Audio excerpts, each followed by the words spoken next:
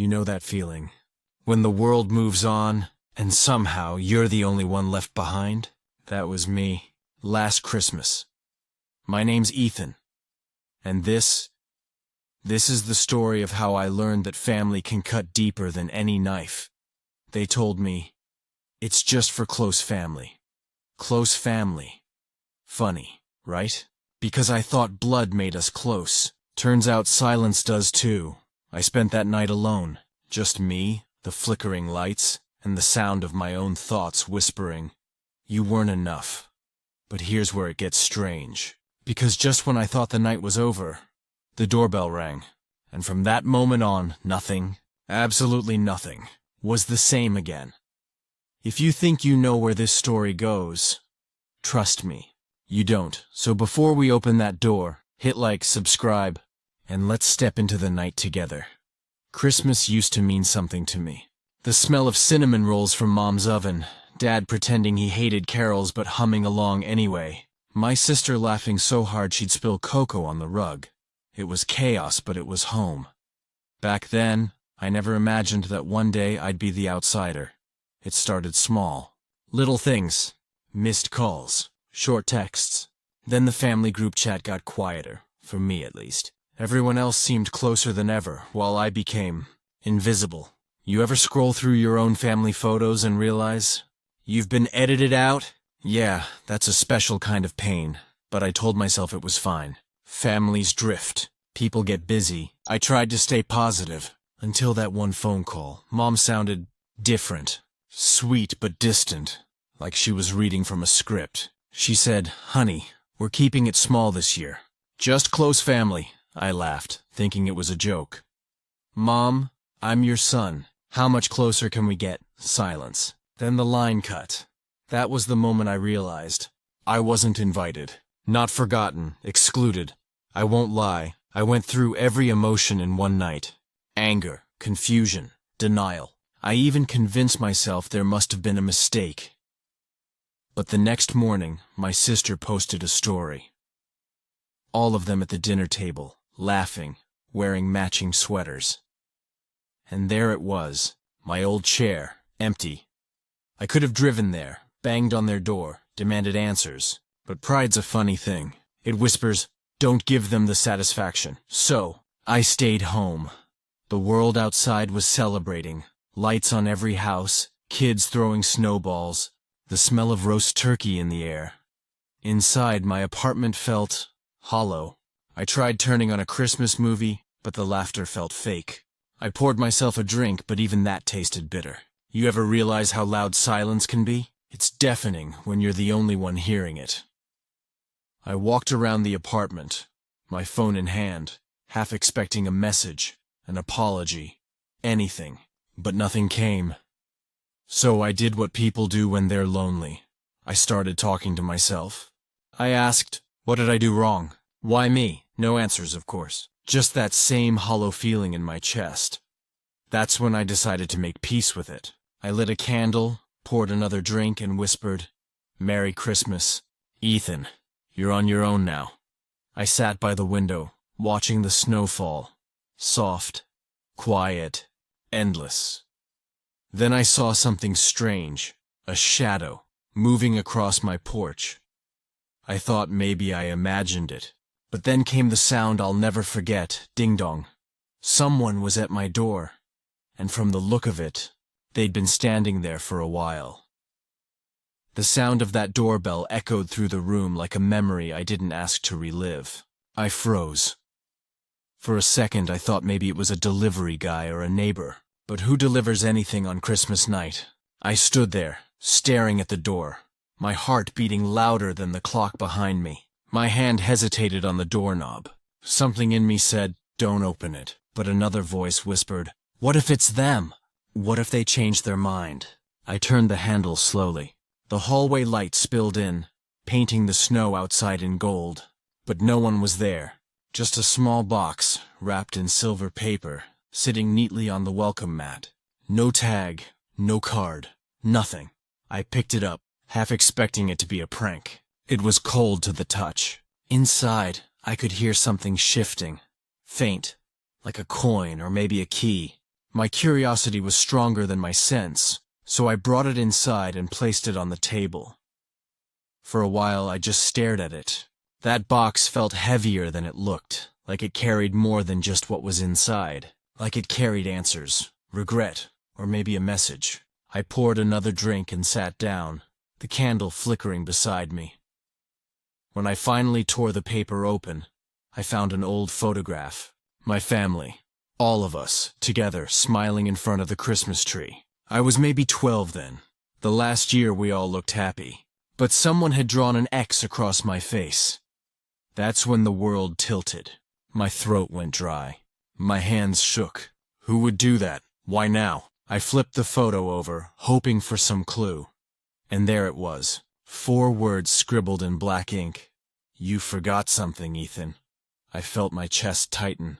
Forgot what? I looked around the apartment like the answer might be hiding somewhere.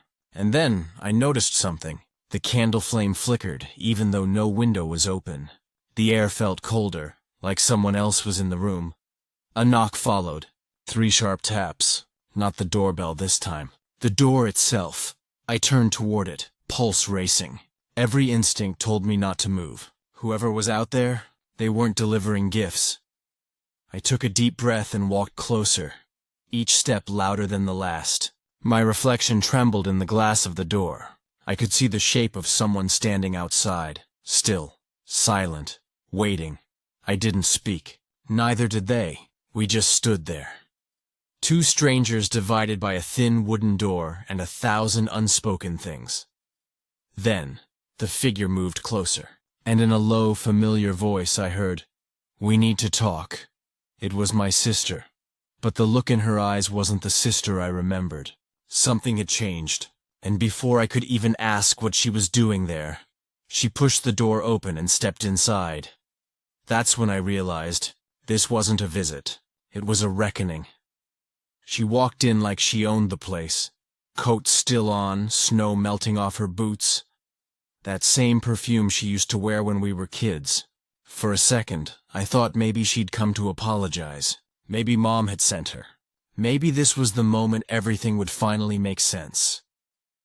But then she looked at the photo on my table, the one with the X over my face. Her expression didn't change. Not surprise, not guilt, just emptiness. I asked, "Did you send this?" She didn't answer right away. She walked past me, scanned the room like she was searching for something, and finally said, "You shouldn't have stayed here tonight." That sentence hit harder than anything. Not "I missed you," not "we made a mistake," just that. Like I'd broken some rule I didn't even know existed. I tried to laugh it off. Well, I wasn't invited anywhere else. She didn't even smile. She just kept glancing at the window like she was waiting for someone else to show up. I felt the air getting colder again. My skin prickled. Something was off. "If this is some kind of game," I said, "you can stop now. I've had enough surprises for one night." She turned to me then, and for the first time I saw fear in her eyes. Not sadness, not guilt, fear. She whispered, "You don't understand, Ethan. They didn't want you there, for a reason." I didn't know whether to laugh or demand answers. I stepped closer, lowering my voice. "What reason?" But before she could answer, there was a loud thud from outside, like someone dropped something heavy on the porch. We both froze. She looked at me, pale as snow. "They're here," she muttered. "Who's here?" I asked, walking toward the window. But she grabbed my arm, her grip like steel. "Don't!" The next few seconds stretched forever. Another knock came, slow, heavy, deliberate. Not from the front door this time. From the back, I felt my heartbeat crawl up my throat. The lights flickered once, twice, then steadied. "Ethan," she said quietly, "you need to leave." I almost laughed again. Leave my own apartment, in the middle of Christmas night? But the way she said it, it wasn't a suggestion. It was a warning. When I turned back toward her, she was already near the door, fumbling with her coat. Her hands were shaking. I tried to stop her, but she just said, "You were never supposed to find that photo." And then she was gone, slipping out into the snow like a ghost. For a long moment, I just stood there, the silence pressing in. The candle burned low. The drink on the table had gone warm, and for the first time that night I realized something. I wasn't alone anymore. The apartment creaked. The back door lock rattled, and somewhere in the dark I heard a voice, low, almost playful. Whisper my name, Ethan. I turned toward the sound, every nerve in my body awake. The voice came again, soft, almost amused. You didn't really think they'd forget you, did you? My breath caught. I scanned the room, every corner, every shadow, but there was no one there. The door was still locked, the windows shut. My reflection in the glass looked back at me, pale, terrified, and uncertain if I was losing my mind. The wind howled outside. But this voice, it wasn't carried by the wind. It was inside. Then came another sound. The doorbell. One long ring that didn't stop. It echoed through the apartment until I thought the wiring would melt. I ran to the door, shouting, "Who's there?" No answer, just the low hum of the bell dying out. I pressed my ear against the door. Nothing but silence and the faint sound of snow falling. I thought maybe my sister had come back. Maybe this was her way of warning me again. But when I opened the door, the porch was empty. Almost. A second box sat there, identical to the first. Silver paper, neat ribbon. But this one had my name written on it in bold black ink. Ethan. My hands trembled as I picked it up. It was heavier than the last one. Inside I could hear something shifting, metallic. I brought it inside, locked the door, and set it down next to the first box. The photograph from earlier caught my eye. I turned it over again. But this time, the message on the back looked different. I swear it had changed. The ink was smudged, but now it read, "Don't open it until midnight." I glanced at the clock. 11:42 p.m. I don't know why, but I obeyed. I sat there, counting the seconds, my thoughts racing in circles. My sister's warning, the shadow, the voice, it all pointed to something I couldn't understand. When the clock struck 12, I took a deep breath and untied the ribbon. Inside the box was a key, small, old, covered in rust, and beneath it, a folded piece of paper. It said, "You locked them out, now let them in." I didn't understand. Locked who out? Let who in? My eyes darted to the door again. That's when I saw it. Fingerprints on the glass. Fresh.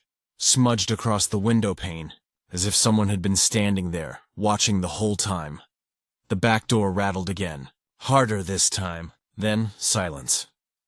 I grabbed the key, my hands shaking, not knowing what door it even belonged to. My heart was pounding so loud I could hear it in my ears. And then the doorbell rang again. This time, followed by a voice I hadn't heard in years. Calm. Familiar.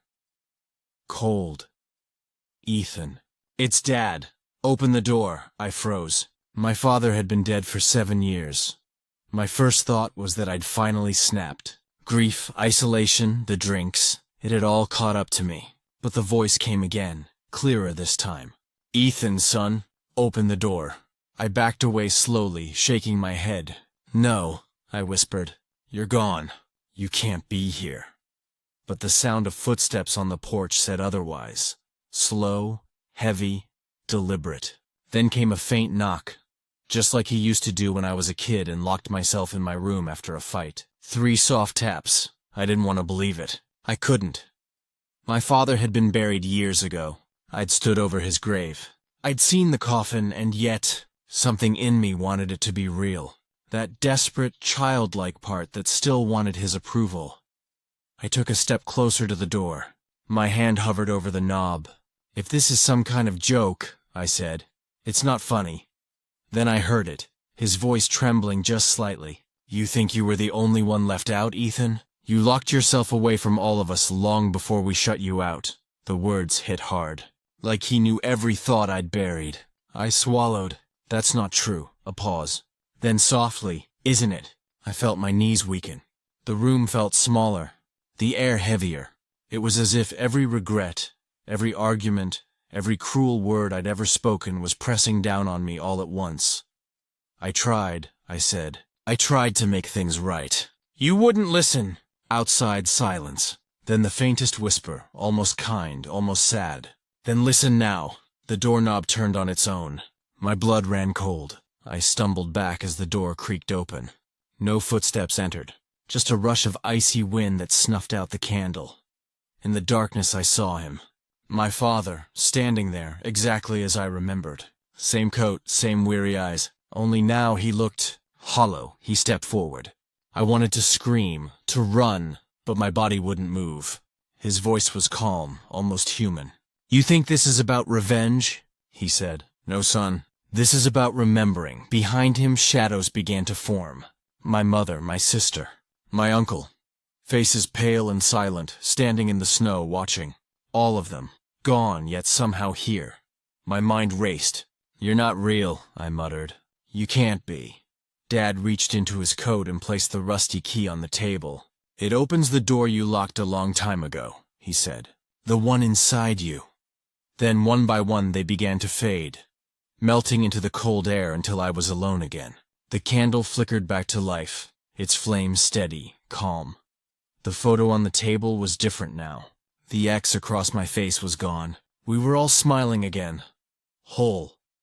And for the first time in years I felt something I hadn't in a long time. Peace. Maybe the doorbell wasn't a haunting. Maybe it was forgiveness, disguised as a second chance. I looked at the empty doorway and whispered, "Merry Christmas, Dad." The wind outside softened, the snow settled, and as the flame burned quietly, I realized the truth. Sometimes, the ghosts we fear most are just the memories asking to be let in. The room was still. No voices, no whispers, no knocking. Just the soft hum of the heater and the flicker of that single candle on the table. It was almost peaceful. Almost. I sat down slowly, staring at the photo, the one that had started it all. Every face looked alive again. No X, no hate, no anger. Just a family, my family. And it hit me that maybe all this time I'd been the one keeping the door shut. Not them. I remembered the fights. The words I threw in anger. The years I stopped showing up, pretending I didn't care. Maybe when Mom said just for close family, she wasn't being cruel. Maybe she was telling me that I had drifted too far away to even be called close anymore. I leaned back, exhaling. The anger that once burned in me felt smaller now. Not gone, but quiet. Like a storm finally running out of rain.